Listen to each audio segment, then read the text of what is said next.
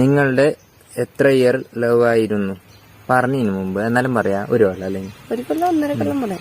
Marriage കഴിഞ്ഞിട്ട് എത്ര ആയി അത് പറഞ്ഞു. 1 കൊല്ലം 1.5 കൊല്ലം പറയാം. നിങ്ങളുടെ ലൈഫ് ചേഞ്ചിങ് മൊമെന്റ് പ്ലീസ്. അപ്പൊ ഗൈസ് ഈ കെട്ടുമാറപ്പം നിറച്ചിട്ട് വേറെ എടുക്കല്ലോ ഗൈസ്. എന്റെ ഫ്രണ്ടിന്റെ വീട്ടിലേക്ക് പാലക്കാടേക്ക് പോകുന്നുള്ളത്. അപ്പൊ എല്ലാരും ചോദിച്ചൊരു കാര്യം, ചിന്നുന്റെ ലൈഫ് സ്റ്റോറി പറയുമോന്ന്. ജസ്റ്റ് ഞാൻ പറഞ്ഞുതരാം. ഡാമേജ് ആണ്, പീസിനാണ്, ജോക്കറിപ്പോ, ഹീറോന്. നിങ്ങൾക്ക് ഇന്ന് എന്ത് വേണമെങ്കിലും തിരഞ്ഞെടുക്കാം. ഞാൻ അതായത് സന്തോഷത്തിലുണ്ടെങ്കിൽ സന്തോഷത്തിൽ, ബേജാറിലുണ്ടെങ്കിൽ ബേജാറിൽ, എന്ത് വേണമെങ്കിലും എടുക്കാം. എല്ലാവർക്കും നമസ്കാരം. രേഷ്മ അഥവാ ചിന്നു പാപ്പു എന്ന് പറയുന്ന പെൺകുട്ടിയുടെ ജീവനൊടുക്കിയ സംഭവവുമായി ബന്ധപ്പെട്ട് കുറച്ചധികം ന്യൂസുകൾ പുറത്തു വരുന്നുണ്ട്. പ്രത്യേകിച്ച് ഒരു ആൺ സുഹൃത്ത്, അതായത് പുതിയൊരു കാമുകൻ റിലേറ്റ് ആയിട്ടുള്ള വിഷയവും പുറത്തു വരുന്നുണ്ട്. അവർ രണ്ടുപേരും ഒന്നിച്ച് താമസിച്ചിരുന്നു. അതേ തുടർന്ന് അവിടെ വാക്ക് തർക്കങ്ങളും പ്രശ്നങ്ങളും ഉണ്ടായി. അതിനെ തുടർന്നിട്ടാണ് ഈ പറയുന്ന രേഷ്മ എന്ന് പറയുന്ന പെൺകുട്ടി സ്വയം ജീവൻ ഒടുക്കിയത് എന്നുള്ള രീതിയിലുള്ള ന്യൂസും വരുന്നുണ്ട്. പിന്നെ ഇതിൽ കുറച്ച് സംശയങ്ങളുണ്ട്. ആൺ സുഹൃത്തിന്, അതായത് കാമുകനെ ഒന്ന് ചോദ്യം ചെയ്ത് കഴിഞ്ഞാൽ കുറച്ചുകൂടി കാര്യങ്ങൾ പുറത്തറിയാൻ സാധിക്കും എന്നുള്ള ഒരു വാർത്തയും കൂടിയാണ് ഇപ്പൊ നിലവിൽ പുറത്ത് വന്നുകൊണ്ടിരിക്കുന്നത്. എന്തായാലും അവനെ ചോദ്യം ചെയ്തതിന് ശേഷവും അതുപോലെ പോസ്റ്റ്മോർട്ടം റിപ്പോർട്ട് വന്നതിന് ശേഷം കൂടുതൽ കാര്യങ്ങൾ അറിയാൻ സാധിക്കുമെന്നാണ് മനസ്സിലാക്കുന്നത്. എന്തായാലും ഈ ഒരു കേസിൽ എന്തൊക്കെയോ എവിടെയൊക്കെ ദുരൂഹതകൾ ഫീൽ ചെയ്യുന്നുണ്ട്. പ്രത്യേകിച്ച് കാമുകനുമായിട്ട് വഴക്കുണ്ടാക്കിയിട്ട് ചിന്നുപാപ്പു ഇങ്ങനെയൊക്കെ ചെയ്തോ എന്നുള്ളൊരു ചോദ്യചിഹ്നമുണ്ട്. ജീവിതത്തിൽ ഒരുപാട് സ്ട്രഗിൾ ചെയ്ത് സഫർ ചെയ്ത് വന്ന ഒരു പെൺകുട്ടിയാണ്. അതുകൊണ്ട് എല്ലാം ഒരു ഡൗട്ട്ഫുള്ളി തന്നെ നിൽക്കുന്നുണ്ട്. ഇനി ചിന്നുപാപ്പു എന്ന് പറയുന്ന പെൺകുട്ടി ആദ്യം ഒരു കല്യാണം കഴിച്ചിട്ടുണ്ടായിരുന്നു. അവനുമായിട്ട് ഡിവോഴ്സിന്റെ കാര്യങ്ങളും ഒക്കെ റെഡിയായി നിൽക്കുന്ന ഒരു ടൈം ആയിരുന്നു. പ്രത്യേകിച്ച് അവനുമായിട്ട് 19-ാം വയസ്സിൽ പ്രണയ വിവാഹത്തിലോട്ടാണ് ചാടിയിട്ടുള്ളത്. 19-ാം വയസ്സിൽ അവർ പ്രേമിക്കുന്നു. 1 വർഷം കണ്ട് പ്രേമിച്ചിട്ട് കല്യാണം കഴിക്കുകയാണ് ഉണ്ടായിട്ടുള്ളത്. ഇപ്പോൾ ചിന്നുപാപ്പുവിന് ലേറ്റസ്റ്റ് ആയിട്ട് 24 വയസ്സെങ്ങാണ്ടായിട്ടുണ്ടായിരുന്നു. പ്രായം തെറ്റിയ പ്രായത്തിൽ പ്രണയം അത് അവസാനം ഒരു ഒളിച്ചോട്ടമാണോ എന്ന് ചോദിച്ചാൽ അല്ല, എന്നാൽ അറേഞ്ച് മാരേജ് ആണോ എന്ന് ചോദിച്ചാൽ അല്ല. ആ ഒരു സെറ്റപ്പിൽ അവർ രണ്ടുപേരും ഒന്നിക്കുന്നു. അതേ തുടർന്നിട്ട് അവർ ജീവിക്കുന്നു. എന്നാൽ പരസ്പരം ഒത്തുപോകാൻ സാധിക്കാണ്ട്, അതും ആ ആദ്യത്തെ പയ്യന് വേറെ അഫയർ ഉണ്ടായിരുന്നു എന്നും അവൻ അവളുടെ കൂടെ വേറെ അടുത്ത് പോയെന്നും അങ്ങനത്തെ ഉള്ള കഥകളൊക്കെ വരുന്നുണ്ട്. ഇപ്പൊ എന്തായാലും ചിന്നു പാപ്പുവിനെ അവൻ ഒഴിവാക്കിയതിനു ശേഷം അവൻ വേറെ പെണ്ണിന്റെ അടുത്ത് പോയി. ഇവൾ അതുപോലെ വേറൊരു ആൺ സുഹൃത്തുമായിട്ട് ബന്ധത്തിലായി. എന്തായാലും ആദ്യത്തെ ലൈഫും ഫ്ലോപ്പായി. രണ്ടാമത്തെ ലൈഫ് ഫ്ലോപ്പായതിനെ തുടർന്നിട്ട് മാനസികമായിട്ട് ഒരുപാട് തളർന്നിട്ടായിരിക്കണം ചിന്നു പാപ്പു അങ്ങനെ ഒരു കടുങ്കൈ ചെയ്തതാവാം മേ ബി. ഇനി മറിച്ച് അവിടെ നടക്കാൻ പാടില്ലാത്ത എന്തെങ്കിലും നടന്ന് വാക്ക് തർക്കങ്ങളോ കയ്യബദ്ധങ്ങളോ പറ്റി അതിനുശേഷം ചിന്നു പാപ്പുവിന് എന്തെങ്കിലും സംഭവിച്ചതിനു ശേഷം കെട്ടി തൂക്കിയതോ ആവാം, നമുക്കറിയില്ല. എന്തായാലും അത് പോലീസ് തന്നെ അന്വേഷിച്ച് കണ്ടെത്തണം എന്ന് തന്നെയാണ് എനിക്കും പറയാനുള്ളത്. എന്തായാലും ചിന്നു പാപ്പുവിന്റെ കുറച്ച് വർഷം മുന്നേ ഉള്ള ഒരു ഇന്റർവ്യൂ നമുക്കൊന്ന് കാണാം. അതായത് ഈ ആദ്യത്തെ ഭർത്താവുമായിട്ട് സംസാരിക്കുന്ന കുറച്ച് കാര്യങ്ങളാണ്. അതുപോലെ അവൻ വേറെ കല്യാണം കഴിച്ചു പോയ കാര്യങ്ങൾ നമുക്കിവിടെ അറിയാൻ സാധിക്കുന്നുണ്ട്. വേറെ റിലേഷനിലായതും അങ്ങനത്തെ കുറച്ചധികം ന്യൂസുകൾ. എന്തായാലും പ്രായം തെറ്റിയ പ്രായത്ത് പെൺപിള്ളേരായാലും ആൺപിള്ളേരായാലും പ്രേമിക്കും, എടുത്തു ചാടി കല്യാണങ്ങൾ കഴിക്കും, അവസാനം പിന്നെ വേണ്ടായിരുന്നു തോന്നും, പിന്നെ ഇതുപോലെയൊക്കെ ഇരിക്കും. എന്തായാലും വല്ലാത്ത അവസ്ഥയിലൂടെ തന്നെയാണ് കടന്നു പോകുന്നത്. എനിക്ക് പറയാനുള്ളതെന്ന് വെച്ച് കഴിഞ്ഞാൽ സ്കൂളിൽ പഠിക്കേണ്ട പ്രായത്തിൽ പോയി പഠിക്കുക, അല്ലാതെ പ്രേമിച്ചിട്ട് 19-ഉം 18-ഉം ഒക്കെ ആകാൻ തികഞ്ഞ് നോക്കി നിന്നിട്ട് ഒളിച്ചോടിയും കല്യാണം കഴിച്ചും കുടുംബജീവിതത്തിലോട്ട് ചാടി കയറി കഴിഞ്ഞാൽ പിന്നെ എടുത്തു വയ്ക്കുന്ന ചെറിയ ഭാരമൊന്നുമല്ല. നമ്മൾ ഒറ്റയ്ക്ക് ജീവിച്ചിരുന്ന കാലഘട്ടത്തിൽ നമ്മളെ അടിപൊളിയായിട്ട് നമുക്ക് വേറെ ടെൻഷനോ അല്ലെങ്കിൽ വലിയ ചിലവൊന്നും ഇല്ലാണ്ട് നമ്മളെ കാര്യങ്ങളൊക്കെ നോക്കി നടക്കും. എന്നാൽ ഒരു കുടുംബജീവിതത്തിലോട്ട് പ്രവേശിക്കുമ്പോൾ അതിൻ്റെതായ ഭാരങ്ങളും അതിൻ്റെതായ ടെൻഷനും അതിൻ്റെതായ ഉത്തരവാദിത്തങ്ങളും എല്ലാം നമ്മുടെ ലൈഫിലോട്ട് വന്നു ചേരും. അതുകൊണ്ട് ഈ ചെറു പ്രായത്തിൽ പഠിക്കേണ്ട സമയത്ത് പഠിക്കുക, അല്ലാണ്ട് കുടുംബജീവിതത്തിലോട്ട് പ്രവേശിച്ചിട്ട് ഓരോ ഭാരങ്ങളെടുത്ത് നെഞ്ചത്തോട്ട് വെച്ചിട്ട് ഇത്ര ഞാൻ ഇമ്മ കുക്കുറുമൊക്കെ വരച്ചോണ്ടിരുന്നു കഴിഞ്ഞാൽ അവിടെ വരച്ചോണ്ടിരിക്കാം. അതുപോലെ ചിന്നുപാപ്പുവിന്റെ ഈ ഒരു മരണവുമായി ബന്ധപ്പെട്ട് ആദ്യമായി ന്യൂസ് വന്ന സമയത്ത് ഞാൻ നോക്കിയ സമയത്ത് 2,80,000 ഫോളോവേഴ്സ് 9,000 ഫോളോവേഴ്സ് എങ്ങാണ്ട് ഉണ്ടായിരുന്നുള്ളൂ. ഇപ്പോൾ നോക്കുന്ന സമയത്ത് 2,20,000-ഓളം അടുപ്പിച്ച് ഫോളോവേഴ്സ് ആയിട്ടുണ്ട്. എന്തിനാണ് ആൾക്കാർ ഫോളോ ചെയ്ത് വെക്കുന്നതെന്ന് എനിക്കറിയില്ല. ആ കുട്ടി ഇനി ഈ ഭൂലോകത്തില്ല, ജീവനോടെ ഇല്ല. ഇനി ആ കുട്ടിയുടെ അക്കൗണ്ട് ഫോളോ ചെയ്ത് വെച്ചിട്ട് ആരെ കാണിക്കാൻ, എന്തിനു കാണിക്കാൻ? എനിക്ക് അതുകൊണ്ട് അതും കൂടി ഇവിടെ ഒന്ന് ചോദിക്കണമെന്ന് തോന്നി. എന്തായാലും വർഷങ്ങൾക്ക് മുന്നേ ഉള്ള ഇന്റർവ്യൂവിൽ ഈ ചിന്നുപാപ്പുവും തന്റെ ഹസ്ബൻഡും ഇരുന്നും കൊണ്ട് കുറച്ച് കാര്യങ്ങൾ പറഞ്ഞിട്ടുണ്ടായിരുന്നു. അത് നമുക്കൊന്ന് കണ്ടു നോക്കാം. ഇന്നലത്തെ വീഡിയോയിൽ വിശദമായിട്ട് ഞാൻ കുറച്ച് കാര്യം പറഞ്ഞിട്ടുണ്ടായിരുന്നു. പ്രത്യേകിച്ച് ഒരു ആൺ സുഹൃത്തിന്റെ ഒരു പ്രസൻസ് അവിടെ ഉണ്ട്. അവൻ എന്തെങ്കിലും കൈയബദ്ധം പറ്റി തീർത്തതാണോ എന്നുള്ളൊരു ഡൗട്ടും ഇതിന്റെ ഇടയിൽ ഇല്ലാതില്ല. അവനെ ചോദ്യം ചെയ്യുന്ന സമയത്ത് കുറച്ചുകൂടി കൃത്യമായിട്ട് നമുക്ക് മനസ്സിലാക്കാൻ സാധിക്കും. അതുപോലെ പോസ്റ്റ്മോർട്ടം റിപ്പോർട്ടും കൂടി വരുമ്പോൾ കുറച്ചുകൂടി ക്ലാരിറ്റി ഉണ്ടാവും. ഈ ചിന്നുപാപ്പുവിന്റെ കുടുംബം ആരോപിക്കുന്നതെന്ന് വെച്ച് കഴിഞ്ഞാൽ അവൻ ഇതിൽ പങ്കുണ്ട് എന്നുള്ളൊരു കേസ് തന്നെയാണ്. എന്തായാലും 2 വർഷം മുന്നേ ഈ ചിന്നുപാപ്പുവിന്റെ ആദ്യത്തെ ഹസ്ബൻഡുമായിട്ടുള്ള ഇന്റർവ്യൂവിന്റെ കുറച്ച് ഭാഗം ഒന്ന് കണ്ടു നോക്കാം. എന്റെ ഒരു കൂട്ടുകാരനുണ്ട്, ഓന് ഇവളെ കൂട്ടുകാരൻ പിന്നെ കൂട്ടുകാരൻ. അപ്പൊ ഓന് ഇവളെ ഫോട്ടോ സ്റ്റാറ്റസ് ഇടും എപ്പോഴും. അല്ല, ഈ ടിക്ടോക്ക് വീഡിയോ ഇട്ടോണ്ടായത്. പിന്നെ ഒരു ദിവസം ടൗണിൽ നിന്ന് കണ്ട്. അപ്പൊ ഇവിടെ നിന്ന് ഇങ്ങോട്ട് വന്ന് സംസാരിച്ചു. ടൗണിൽ നിന്ന് കണ്ടതല്ലേ വിറ്റ് ഇവരെ ടൗണിന്ന് ഏട്ടന്റെ ശരിക്കും ലോറെ കണ്ടിട്ട് വരുന്നത്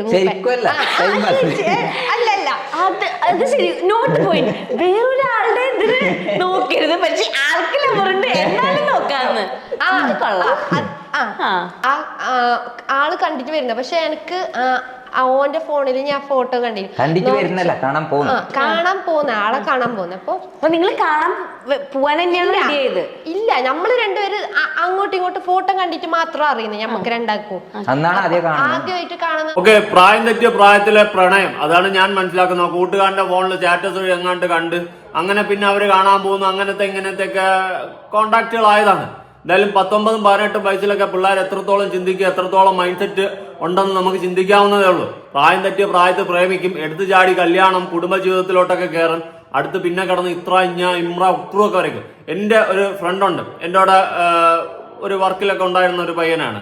അവൻ ഇതുപോലെ അവൻ്റെ കാമുകിയെ സ്കൂൾ പഠന കാലഘട്ടം കഴിഞ്ഞ് വിളിച്ചോണ്ട് പോയി അവൻ അങ്ങോട്ട് ജീവിതം തുടങ്ങി. ഞാനിപ്പോൾ കാണുന്ന സമയത്ത് അവൻ എൻ്റെ അടുത്ത് പറയണമെന്ന് വേണ്ടായിരുന്നു, എൻ്റെ പൊന്നളി ഇതൊന്നും വേണ്ടായിരുന്നു, അന്നത്തെ എടുത്തു ചാടിയുള്ള തീരുമാനമായിരുന്നു, ഇപ്പൊ തോന്നുന്നു ഇതൊന്നും വേണ്ടായിരുന്നു, കിടന്ന് ഉക്രു വരയ്ക്കുന്നുണ്ട്, അത്രയ്ക്ക് സഫർ ചെയ്യുന്നുണ്ട്, അവളുടെ ചെലവും കുട്ടിയുടെ ചെലവും എല്ലാം കൂടി എൻ്റെ തലയിൽ തന്നെ മെനക്കേടോട് മെനക്കേടെന്ന് പറഞ്ഞ് എൻ്റെ അടുത്ത് പേഴ്സണലി എൻ്റെ ഒരു സുഹൃത്ത് സംസാരിച്ചിട്ടുണ്ടായിരുന്നു. അതുകൊണ്ട് എടുത്തു ചാടി നമ്മൾ ഓരോ തീരുമാനങ്ങൾ എടുക്കുമ്പോൾ അത് ചിലപ്പോൾ നമ്മുടെ ഫ്യൂച്ചറിനെ നല്ല രീതിയിൽ ബാധിച്ചേക്കാം.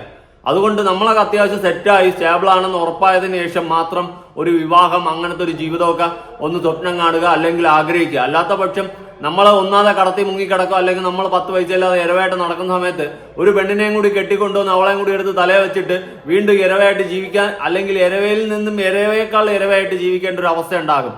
അതുകൊണ്ട് സൂക്ഷിച്ച് കണ്ടൊക്കെ വേണം കല്യാണം കഴിക്കാൻ. എടുത്തു ചാടി കല്യാണം കഴിച്ച് പ്രേമ മണ്ണാങ്കട്ട മാങ്ങാത്തോലി എന്ന് പറഞ്ഞുകൊണ്ട് എടുത്തോണ്ട് കെട്ടും, അവസാനം മൂഞ്ചി തിരിഞ്ഞ് കമ്പിത്തിരിയായിട്ട് ഇരിക്കുന്ന അവസ്ഥയായിരിക്കും. ഇവിടെ ചിന്നു പാപ്പുവിനും ഇവന്റെ ആദ്യത്തെ ഭർത്താവിനുമായിട്ട് എന്താണ് വിഷയമൊന്നും നമുക്ക് കൃത്യമായിട്ട് അറിയത്തില്ല. പക്ഷെ എന്തോ വിഷയങ്ങൾ കാരണം അവർക്ക് ഒത്തുപോകാൻ പറ്റാതെ അവർ വേർപിരിഞ്ഞതിന്റെ റീസണും എനിക്ക് തോന്നുന്നു ഇനി ഒരു പക്ഷേ ചിന്നു പപ്പുവിന്റെ ആദ്യത്തെ ഭർത്താവിന് വേറെ അഫെയർ ഉണ്ടായത് ചിന്നു പപ്പു അറിഞ്ഞു കാണും. എനിക്ക് അതിനെ പറ്റിയിട്ട് അറിയത്തില്ല ഡീറ്റെയിൽ ആയിട്ട്. എന്തായാലും അതുമായി ബന്ധപ്പെട്ടിട്ട് ഒരു ന്യൂസും ഉണ്ട്, നമുക്ക് അതും കാണാം. അതിന് മുന്നേ ബാക്കി ഇന്റർവ്യൂ കണ്ടു നോക്കാം. ഞാൻ ചോദിക്കണേ, കല്യാണത്തിന് രജിസ്റ്റർ ചെയ്യുമ്പോൾ എത്ര വയസ്സായിരുന്നു രണ്ടുപേർക്കും? എനിക്ക് 18, ഏട്ടന് 21. അപ്പൊ ഇങ്ങനെ ഇപ്പൊ അല്ല 21 അങ്ങനല്ല, എനിക്ക് 19. അപ്പൊ എനിക്ക് 19. അപ്പൊ 21 അപ്പൊ you are very weak at mathematics. 2 വയസ്സ് വ്യത്യാസം ഉണ്ട് അല്ലേ? അതന്നെ പറഞ്ഞ 2 വയസ്സ് വ്യത്യാസം ഉണ്ട്. എന്നിട്ട് വീട്ടിലെല്ലാരും ഓക്കെ ആയിരുന്നോ? എന്റെ വീട്ടില് ഓക്കെ ആവത്തൊന്നുമല്ല, ഞാൻ പറഞ്ഞിട്ടാ. അതാണ് ഏട്ടന്റെ മണ്ടക്ക് കൊടുക്കണം. മണ്ടക്ക് കൊടുക്കണം, പിന്നെ അല്ലാണ്ട് വീട്ടിൽ പറഞ്ഞില്ലേ? അല്ല, വീട്ടില് അച്ഛനെല്ലാം വന്നിന്, അച്ഛന് അച്ഛന്റെ ഫാമിലിയിലും വന്നിന്, അമ്മനോട് പറഞ്ഞിട്ടാ. അയ്യോ, എന്നിട്ട് അമ്മ കല്യാണത്തിന് വന്നില്ലേ? ഇല്ല, പറയാത്തോണ്ട് എങ്ങനെ അമ്മ അറിഞ്ഞില്ലേ? പറഞ്ഞു. ഇത് ഭയങ്കര സംഭവല്ലേ. പിന്നെ അമ്മ നിങ്ങൾ എത്ര മക്കളാ? 3. എന്തോന്നടാ ഇത്, സ്വന്തം മക്കളും അമ്മയും അച്ഛനായിട്ടൊക്കെ ഇങ്ങനെ കോണ്ടാക്ട്. മോനെ കല്യാണം കഴിഞ്ഞ് അച്ഛൻ അറിഞ്ഞ്, അമ്മ അറിഞ്ഞില്ല, അമ്മയുടെ അടുത്ത് പറഞ്ഞില്ല, അമ്മയെ വിളിച്ചില്ലെന്ന്. ഞാനിത് ജീവിതത്തിൽ ആദ്യമായിട്ട് കേൾക്കുകയാണ് ഇങ്ങനത്തെയൊക്കെ സംഭവം. ഇതെന്തുവാ എനിക്കൊന്നും മനസ്സിലാവുന്നില്ല, അതുകൊണ്ട് ചോദിച്ചതാണ്. എന്തായാലും എടുത്തു ചാടിയുള്ള തീരുമാനങ്ങളായിരുന്നു തന്റെ ലൈഫിലെന്ന് ചിന്നു പാപ്പു ഇവിടെ നിന്നും വീണ്ടും വ്യക്തമാക്കി തരികയാണ്. ജീവിതത്തിൽ എടുത്തിട്ടുള്ള തീരുമാനങ്ങൾ, സകലമാന തീരുമാനങ്ങളും എടുത്തുചാട്ടത്തിലൂടെ മാത്രമായിരുന്നു എന്നുള്ളൊരു കാര്യം കൂടി വ്യക്തമായിട്ട് മനസ്സിലാക്കാൻ സാധിക്കുന്നുണ്ട്. പ്രത്യേകിച്ച് ഇവനുമായിട്ട് പിരിഞ്ഞിട്ട് 1 മാസം കണ്ടായിട്ട് അടുത്ത് വേറൊരു റിലേഷൻഷിപ്പിലും ഈ ചിന്നു പാപ്പു കയറിയിട്ടുണ്ടായിരുന്നു. അതും എടുത്തു ചാടിയെടുത്ത തീരുമാനമാവാനാണ് 100% ചാൻസ്. ബിക്കോസ് ആ ഒരു റിലേഷൻഷിപ്പിലുണ്ടായ അടിയും വഴക്കിനെയും തുടർന്നിട്ടാണ് ഇങ്ങനൊരു കടുങ്കൈ ചെയ്തതെന്നാണ് ഇപ്പൊ ന്യൂസ് പുറത്തു വരുന്നുണ്ട്. അതുകൊണ്ട് ജീവിതത്തിൽ എല്ലാ തീരുമാനങ്ങളും ഇവിടെ ചിന്നു പാപ്പു എടുത്തു ചാടി തീരുമാനം എടുത്തതുപോലെയാണ് എനിക്ക് ഫീൽ ചെയ്തിട്ടുള്ളത്. എന്തായാലും കുറച്ച് വർഷം മുന്നേ ഉള്ള ഒരു അവരുടെ തന്നെ Q&A സെക്ഷൻ ഉണ്ട്, അതിൽ പറയുന്ന കുറച്ച് കാര്യങ്ങളൊന്ന് കണ്ടു നോക്കാം. നിങ്ങളുടെ എത്ര ഇയർ ലവ് ആയിരുന്നു പറഞ്ഞതിന് മുമ്പ്? എന്നാലും പറയാ, 1 കൊല്ലം അല്ലെങ്കിൽ 1 കൊല്ലം 1.5 കൊല്ലം പറയാം. മാരേജ് കഴിഞ്ഞിട്ട് എത്ര ആയി അത് പറഞ്ഞു. 1 കൊല്ലം 1.5 കൊല്ലം പറയാം. നിങ്ങളുടെ life changing moment please കോൺസിഡർ my questions. Life change moment പറഞ്ഞെങ്കിൽ മുമ്പ് ഭയങ്കര ദാരിദ്ര്യത്തിലുണ്ടായി, ഇപ്പൊ അതിനേക്കാളും ദാരിദ്ര്യത്തിലുണ്ട്. അങ്ങനല്ല, ഏട്ടൻ വന്ന പിന്നെ ഉള്ള ലൈഫ് ചേഞ്ചിങ് എന്ന് പറഞ്ഞെങ്കിൽ അത്രേ ഉള്ളൂ. ഹാപ്പി. ഏട്ടനും അങ്ങനെ ഒന്നുമില്ല. ഏട്ടനും ഹാപ്പി അല്ല ഞാൻ വന്ന പിന്നാലെ ഏട്ടാ. അതെയാ? അങ്ങനെയല്ല, ഞാൻ വെറുതെ പറഞ്ഞു ഗൈസ്. എനിക്കറിയില്ല ഏട്ടൻ്റെത്. ഏട്ടൻ്റെത് ഏട്ടൻ തന്നെ പറഞ്ഞു. അതന്നെ ലൈഫ് ചേഞ്ച് പറഞ്ഞാല് കല്യാണം കഴിഞ്ഞിട്ട് മുമ്പ് ഉണ്ടായത് വേറെ ഒരു സ്റ്റൈലില്, കല്യാണം കഴിഞ്ഞതിന്റെ ശേഷം ഫുള്ള് ചേഞ്ച് ആയി. പഴയ ബ്രിഡ്ജുകൾ കത്തിട്ട് പോയി, പുതിയ ബ്രിഡ്ജ്. ഗൈസ് കണ്ട ലൈറ്റ് ഇതാണ്. പിന്നെ രണ്ടാമത് ജീവിതത്തിലെ ഏറ്റവും വലിയ ലക്ഷ്യവും ആഗ്രഹവും എന്താണ്? ഒരേ ഒരു ആഗ്രഹം, ഒരേ ഒറ്റ ഒരു ആഗ്രഹമുള്ളൂ, വീട്. അത് കഴിഞ്ഞിട്ട് ഒരു കുഞ്ഞു വീടും ആ കുടിക്കാനുള്ള വെള്ളവും. അതില്ലാതെ അതാണ് ഈ ചിന്നുപാപ്പുവിന്റെ ഏറ്റവും വലിയ ആഗ്രഹമായിരുന്നത്. അതായത് കുടിക്കാൻ വെള്ളവും സ്വന്തമായിട്ടൊരു വീട്. ഇത് രണ്ടുമായിരുന്നു തന്റെ ജീവിതത്തിൽ ഏറ്റവും വലിയ ആഗ്രഹം. അതുപോലെ തന്നെ ഇവിടെ ഇവര് രണ്ടുപേരുടെ ഒരു ഒപ്പീനിയൻ പറയുന്നുണ്ട്. കല്യാണത്തിന് ശേഷം ആഫ്റ്റർ മാരേജ് ചിന്നുപാപ്പു ഹാപ്പി ആണെന്ന് പറയുന്നുണ്ട്, സെറ്റ് ആണെന്ന് പറയുന്നുണ്ട്. എന്നാൽ പയ്യന്റെ സംസാരത്തിൽ എനിക്ക് എന്തോ ഒരു പന്തികേട് തോന്നി. പ്രത്യേകിച്ച് ആണുങ്ങളുടെ ജീവിതത്തിൽ കല്യാണത്തിന് മുന്നേ ഉള്ള ഒരു എൻജോയ്മെന്റും അടിച്ചുപൊളിയുണ്ട്. അത് കല്യാണത്തിന് ശേഷം ഒരിക്കലും കിട്ടത്തില്ല, കൺഫോമാ 100%. അല്ലെങ്കിൽ കല്യാണം കഴിഞ്ഞ പയ്യന്മാര് പറയട്ടെ കല്യാണം കഴിഞ്ഞിട്ടുള്ള ജീവിതമാണ് അടിപൊളി, അതിന് മുന്നേ ഉള്ള ഷൊട്ട ജീവിതമായിരുന്നെന്ന്. അങ്ങനെയാണെങ്കിൽ അങ്ങനെ പറയണം. എനിക്ക് തോന്നുന്നില്ല ഒരു 99% ആണുങ്ങളുടെ ജീവിതം കല്യാണത്തിന് മുന്നേ ആയിരിക്കും ഹാപ്പി. കാരണം അവർക്ക് ചോദിക്കാനും പറയാൻ ആരുമില്ല. ഇഷ്ടം പോലെ ഫ്രണ്ട്സുമായിട്ടൊക്കെ അടിച്ച് പൊളിച്ച് എവിടെ തെണ്ടിത്തിരിഞ്ഞ് നടന്ന് ഫുഡൊക്കെ അടിച്ച് കട്ടനൊക്കെ അടിച്ച് അത് വേറൊരു വൈബിൽ നടക്കാൻ തോന്നുമ്പോൾ വീട്ടിൽ വന്ന് കയറാൻ അടിപൊളിയായിട്ട് വൈബായിട്ട് പറന്ന് നടക്കാം. എന്നാൽ ആഫ്റ്റർ മാരേജ് 10 മണിയാകുമ്പോൾ വരും കോൾ. വേറെ ഒന്നുമില്ല, എന്റെ സുഹൃത്തുക്കൾ എന്റെ കൂടെ നിൽക്കുമ്പോൾ അമ്മമാർക്ക് കോൾ വരുന്ന കാണുമ്പോൾ എനിക്കറിയാം. അതുകൊണ്ട് പറഞ്ഞതാണ്. അതുകൊണ്ട് ആഫ്റ്റർ മാരേജ് അവന്മാർ സഫർ ചെയ്യുന്നത് ചിലപ്പോൾ കുറച്ചധികം ടൈറ്റ് ആയിട്ടുള്ള കാര്യങ്ങളായിരിക്കും. കല്യാണത്തിന് മുന്നേ ഉള്ള ലൈഫായിരിക്കും ആമ്പിള്ളാരെ സംബന്ധിച്ചിട്ട് എപ്പോഴും അടിപൊളി എന്നാണ് ഞാൻ വിശ്വസിക്കുന്നത്. അങ്ങനെ അല്ലെങ്കിൽ അതായത് കല്യാണത്തിന് മുന്നേ ഉള്ള ജീവിതത്തിനേക്കാളും കല്യാണത്തിന് ശേഷമാണ് അടിപൊളി എന്നുള്ള ലൈഫുള്ള ഏതെങ്കിലും പയ്യന്മാരുണ്ടെങ്കിൽ ഉറപ്പായിട്ട് താഴെ ഒന്ന് കമന്റ് ചെയ്യും. എനിക്കറിയില്ല, അങ്ങനെ തോന്നുന്നില്ല. കാരണം എന്റെ അറിവിലും എന്റെ സർക്കിളിലും ഞാൻ പലരോടും ചോദിച്ചിട്ടുള്ള അനുഭവം വെച്ചിട്ട് പറയുകയാണ്, ആരും കല്യാണത്തിന് ശേഷമുള്ള ജീവിതമാണ് അടിപൊളി എന്ന് പറഞ്ഞ് ഞാൻ കണ്ടിട്ടില്ല. അതിന് മുന്നേ ഉള്ള ലൈഫാണ് സെറ്റ് എന്നാണ് പറയുന്നത്. കല്യാണം കഴിച്ചു കഴിഞ്ഞാൽ ലോക്കായി എന്നാണ് ആണുങ്ങളെ സംബന്ധിച്ചിട്ട്. എന്നാൽ പെൺപിള്ളേരെ സംബന്ധിച്ചിട്ട് അങ്ങനെയല്ല. അവർക്ക് ചിലപ്പോൾ വീട്ടിൽ അതിന് മുന്നേ ലോക്കായിരുന്നിരിക്കും. കല്യാണം കഴിഞ്ഞ് വന്നതിന് ശേഷം കുറച്ചുകൂടി ഫ്രീഡം കിട്ടും. പണ്ടത്തെ കാലത്തല്ല, ഇന്നത്തെ കാലത്ത് കുറച്ചുകൂടി ഫ്രീഡം കിട്ടും. അവർക്ക് കുറച്ചുകൂടി റൂൾ എടുക്കാൻ സാധിക്കും. ഭർത്താവിനെ കുറച്ച് വരച്ച വരയിൽ നിർത്താൻ സാധിക്കും. അങ്ങനത്തെയൊക്കെ കുറെ പരിപാടികൾ അവർക്ക് നടത്താം. എന്നാൽ ആമ്പിള്ളേർ അങ്ങനെയല്ല, ഫുള്ള് ലോക്കാണ്. അങ്ങനെ ഇവന്റെ ഒരു സംസാരത്തിൽ എനിക്കൊരു പന്തികേട് ഫീൽ ചെയ്തിട്ടുണ്ട്. പക്ഷെ ഇതിനെ തുടർന്ന് ഇവർ രണ്ടുപേരും പ്രേമിച്ച് കല്യാണം കഴിച്ചാണ്. എന്നാൽ അതിനുശേഷം രണ്ട് വള്ളത്തിലായിട്ടുണ്ട്. അതിന്റെ റീസൺ എന്താണെന്ന് അറിയില്ല. ഇവന് അതിനുശേഷം വല്ല അഫയറും വന്ന് അതൊക്കെ ചിന്നുപാപ്പു തൂക്കിയതാണോ ഒരു പിടിയും കിട്ടുന്നില്ല. എന്തായാലും ഇന്റർവ്യൂവിന്റെ ബാക്കിലോട്ട് പോവാം. ഏട്ടന്റെ ലോകരോട് ആടെ നിൽക്കുന്നുണ്ട്. ടൈം പാസ്, സീരിയസ് അല്ല. കുട്ടിയുണ്ട്, അപ്പുറത്തെ കുട്ടിയെ ഡേറ്റ് ചെയ്യുന്നു, അപ്പുറത്തെ കുട്ടി ടൈം പാസ്. അപ്പോ അങ്ങനെ ഉണ്ടായി. എന്നിട്ട് ഞാൻ ചോദിച്ചപ്പോ അത് ഫ്രണ്ട് എന്ന് പറഞ്ഞു. അപ്പൊ അജിത്ത് പറഞ്ഞു ഫ്രണ്ട് അല്ല, അത് ലവറാന്ന് പറഞ്ഞു. അതും ലവറായിരുന്നു. അതല്ല, അജിത്ത് എന്റെ ഫ്രണ്ട്. അജിത്ത് ലവറാണെന്ന് ഇവന്റെ. അയ്യോ, അവ ഇവളോട് പറഞ്ഞു അത് എന്റെ ഫ്രണ്ട് അല്ല, ലവറാന്ന് പറഞ്ഞു. ആ കുട്ടി പക്ഷെ ലവർ അല്ലായിരുന്നു, ആണ്. അപ്പൊ മുന്നേ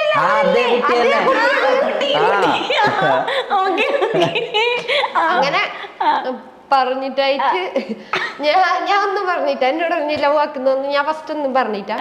പിന്നെ കുറച്ച് കഴിഞ്ഞിട്ട് ഞാൻ പറഞ്ഞു ഓക്കെ, ഇയാളാലോ പൊട്ടി, അതില് പൊട്ടി, ഒഴിവായി. ഓക്കെ, ഒട്ടും മെച്ചൂരിറ്റി ഇല്ലാത്ത രണ്ടുപേരുടെ സംസാരമായിട്ടാണ് എനിക്കിതൊക്കെ ഫീൽ ചെയ്യുന്നത്. പ്രത്യേകിച്ച് ഇവളെ വെച്ചുകൊണ്ട് അവന് വേറെ റിലേഷൻ, അവസാനം അത് തന്നെ ജീവിതത്തിൽ ഒരു ഭാരയായി മാറി എന്നാണ് ഞാൻ മനസ്സിലാക്കുന്നത്. എന്തോ റീസൺസിൽ അവര് ഡിവോഴ്സായി പോയി, രണ്ടുപേരും വേർപിരിഞ്ഞു പോയി. അതിനുശേഷം അവന് വേറെ അഫെയർ, അതിനുശേഷം ഇവർക്ക് വേറെ റിലേഷൻഷിപ്പ്. ഇവളെ രണ്ടാമത്തെ റിലേഷൻഷിപ്പിൽ എടുത്തു ചാടി തീരുമാനം എടുത്തിട്ട് ഫ്ലോപ്പ് ആയതാവാം മേ ബി. എന്തായാലും ഒരുമിച്ചൊക്കെ ജീവിക്കുന്ന സമയത്ത് ഭർത്താവിന് വേറെ അഫെയർ, അല്ലെങ്കിൽ കാമുകന് വേറെ അഫെയർ, കാമുകിക്ക് വേറെ അഫെയർ, ഇതൊക്കെ അക്സെപ്റ്റ് ചെയ്തിട്ട് ചിരിച്ചുകൊണ്ടിരിക്കാൻ കാണിക്കുന്ന മനസ്സ്, ഇതൊന്നും എനിക്ക് പിടികിട്ടുന്നില്ല. അതാണ് ഞാൻ പറഞ്ഞത്, ഈ പിള്ളേരുടെ എടുത്ത് ചാടിയുള്ള തീരുമാനങ്ങളും എടുത്ത് ചാടിയുള്ള മൈൻഡ് സെറ്റുകളും ആണെന്നേ ഞാൻ പറയത്തുള്ളൂ. പ്രായം തെറ്റിയ പ്രായത്തിൽ, പഠിക്കേണ്ട പ്രായത്തിൽ പഠിച്ച് 2 അക്ഷരം പഠിച്ചു വല്ല ജോലി വാങ്ങി 10 പൈസ ഉണ്ടാക്കണമെന്ന് ഉള്ള ചിന്തയില്ലാണ്ട് ഈ പറയുന്നത് പോലെ പ്രേമം മണ്ണാങ്കട്ട തൊലി എന്ന് പറഞ്ഞുകൊണ്ട് ജീവിതങ്ങളെ തുലച്ചു കളയും. എത്രയോ പിള്ളേർ 18 തികയാൻ വേണ്ടി നോക്കിയിരുന്ന് ഒളിച്ചോടുന്നു. ഞാൻ എത്ര വീഡിയോകൾ റിയാക്ട് ചെയ്തിട്ടുണ്ട്, ഒരുപാട് പേര്. ഞാൻ ആരെയും പേരെടുത്ത് ഈ ഒരു കേസിൽ ഇടുന്നില്ല ഇടയിൽ. എത്രയോ പേര്, അവരുടെയൊക്കെ വിചാരം എന്ന് വെച്ച് കഴിഞ്ഞാൽ, ജീവിതം എന്ന് വെച്ച് കഴിഞ്ഞാൽ പെണ്ണ് കെട്ടല്, കല്യാണം, ഇതൊക്കെയാണ് ജീവിതം എന്നാണ് കുറെ ആൾക്കാരുടെയൊക്കെ ഒരു അല്ലെങ്കിൽ കുറെ പിള്ളേരുടെ ഒരു മൈൻഡ് സെറ്റ് അതല്ല. നമ്മൾ 10 പൈസ ഉണ്ടാക്കുക, ജീവിക്കുക, അടിപൊളിയായിട്ട് സമൂഹത്തിൽ ആ ഒരു സെറ്റപ്പിൽ വേണം ചിന്തിക്കാൻ. അല്ലാണ്ട് പെണ്ണ് കെട്ടി മറ്റേ ജീവിതം തീർത്ത് തൊലച്ചും കൊണ്ട് കയറി ഇരിക്കുന്നതല്ല. പെണ്ണ് കെട്ടിയൊന്നും തൊലയൊന്നല്ല ഞാൻ പറയുന്നത്. എടുത്തു ചാടി ചെറുപ്രായത്തിൽ പെണ്ണ് കെട്ടി നമ്മൾ അങ്ങ് സെറ്റിൽ ആവാൻ വേണ്ടിയിട്ട് ഇറങ്ങി തിരിക്കുമ്പോൾ നമുക്ക് അവിടെ പ്രാരാബ്ദങ്ങളാണ് വന്ന് ചേരുന്നത് ജീവിതത്തിൽ. അത് തന്നെയാണ് ഇവിടെയും ഞാൻ മനസ്സിലാക്കുന്നത്. എല്ലായിടത്തും അതൊക്കെ തന്നെയാണ്. അതുകൊണ്ട് പെണ്ണ് കെട്ടുന്നതൊക്കെ കുറച്ച് ഏജ് ആയാലും കുഴപ്പമൊന്നുമില്ല. ആദ്യം സെറ്റിലാവാൻ ശ്രമിക്കുക, 10 പൈസ ഉണ്ടാക്കുക. 10 പൈസ കയ്യിലില്ലാണ്ട് ഇവിടെ ഒരു നിലയും ഇല്ലെങ്കിൽ സമൂഹത്തിലും തരത്തില്ല, നമുക്കും കിട്ടത്തില്ല. കടയിൽ പോയി ഒരു മുട്ടായി തുരുമ്പ് വാങ്ങണമെങ്കിൽ പൈസ കൊടുക്കണം. അതുകൊണ്ട് 10 പൈസ ആദ്യം ഉണ്ടാക്കുക. അല്ലാതെ ഇരവായിട്ട് കിടന്ന് നക്കി കിടന്നു കഴിഞ്ഞാൽ ജീവിതം പാഴായിട്ട് പോകും. അതുകൊണ്ട് 10 പൈസ ഉണ്ടാക്കാൻ വേണ്ടിയിട്ടാണ് എല്ലാവരും ശ്രമിക്കുക. ഒന്ന് സ്റ്റേബിൾ ആയ ശേഷം പെണ്ണ് കെട്ടാൻ ശ്രമിക്കുക. അതെനിക്ക് പറയാനുള്ളൂ. ഇനി ഞാനൊരു ന്യൂസ് ഒന്ന് വായിക്കാം. അതായത് ഈ ചിന്നു പാപ്പുവിനെ കൊണ്ട് അല്ലെങ്കിൽ വിട്ടിട്ട് ഇവൻ വേറൊരു ബന്ധത്തിലോട്ട് വേറൊരു പെണ്ണുമായിട്ട് ഒളിച്ചോടി എന്നുള്ളൊരു ന്യൂസാണ്. ഞാനൊന്ന് വായിക്കാം.